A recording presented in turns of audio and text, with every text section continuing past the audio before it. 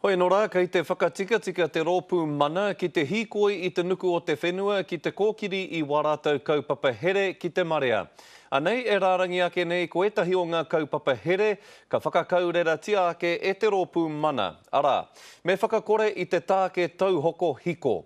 Me aro take i te pūnaha tāke, me whakau i te tāke hone heke. Me whakakore i te utu taiohi, me mātua ako i te reo Māori.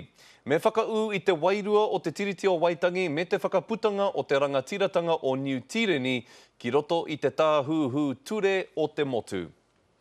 Nā re te iwi kei tōku taha i naia nei te rangatira o te rōpū tōranga pū Hourawa ki roto i te whare pāremata o Aotearoa. Arā, o te rōpū mana, ko Hone Harawira, kaipapuri i te tūru o te tai tokerau tēnā koe Hone. Kia ora, Scotty. He hoa, ka tahi anō ka whakapuake ake i etahi o au kaupapa here. Engari, he mahi nui pēr tāu ki te whakaratarata i te marea kia tauawhi rātau i aua kaupapa here, nera? Hoi no, ko te tuatahi kia haere mau ko taku horanga tira o tētahi wāwakata. Tērā te tuatahi. He tika ana pēr kia whakatā koe a. Tuarua, kia hoki anō rā ki te taitokerau. Te mihi atu kia rātau mōna whakaro nui kia au ki te rangatiratanga, kia au ki tōnā ke mana. Atu i tērā, kia haere huri rauna te motu, hei, kia kaue i ngā kaupapa nei, kia noho tahi kōrero tahi atu ki ngā rohe, ki ngā hapu, ki ngā whānau, kia mōhio ai he aha pū ngā mea nunui kia rātau. Mā tērā kōrero ka tai atu ki te tīmatango āku hata, ka wakatakoto i tā mātou kaupapa, kia haere hikoi atu ki te kohiringa pōti a te noema tūmaine. I nā te kōrero rongo nui ao tātou mātua tūpuna, he tōtara wāhi rua, he kai nā te ahi. Nā, kua ki koe e pai ana ki a koe, kia mahitahi koe ki te rōpū tōranga pū Māori, engari te āhua nei ka are rātau i te rata. He mea nui rānei ki a koe kia mahitahi kōrua ko te rōpū tōranga pū Māori? He mea nui ki te iwi Māori tērā.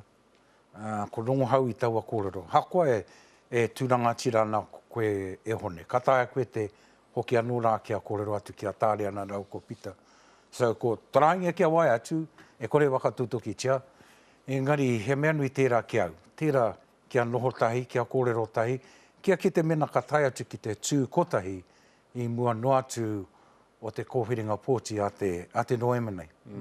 Nō reira ka hakoe kia kore ai, ngā wawata tōranga pū o te iwi Māori whānui e kainga e te ahi e kōrero tia nei?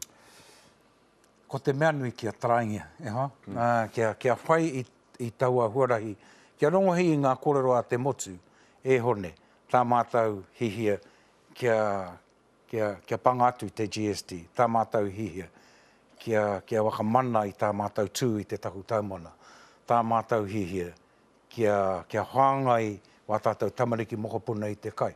Me wena huaranga katoa, wena ngā kaupapa o te rōpū mana, me te kororano ki korongo nei au, ki te Pāti Māori kia kaua e hono atu kia Don Brash. Engari kia hoki mai anō rā ki te iwi Māori. Tērā te tino karanga a te motu. Nō reira, hei te rima marama te kōwhiringa pōti o te motu, ko wai mā ngā tāngata kua tonoa e koe, e whakaarohi ana rānei e koe, hei kanohi mo te rōpū mana ki tēnā rohe pōti o te motu. E hoa e tatari tunu ana kia tai mai tō leta. No. Ko te mea nui kia haere huri rauna te motu te kōrero atu ki te iwi. Marātou hei kōrero i tēnei kōrero.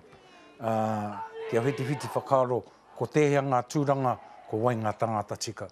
A taua wā ka mōhio ka kawe atu ki taua hui ātau o te rōpū mana a te timatango āku hata.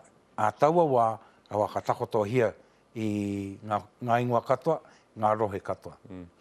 Hone Harawira, e mihi ana ki a koe hoa, mo te toanga i roto i ngā rangi whakatāne, me tō hoki atu ki te whare pāremata i raro i te mana o te rōpū mana. Tēnā rā koe. Kia ora.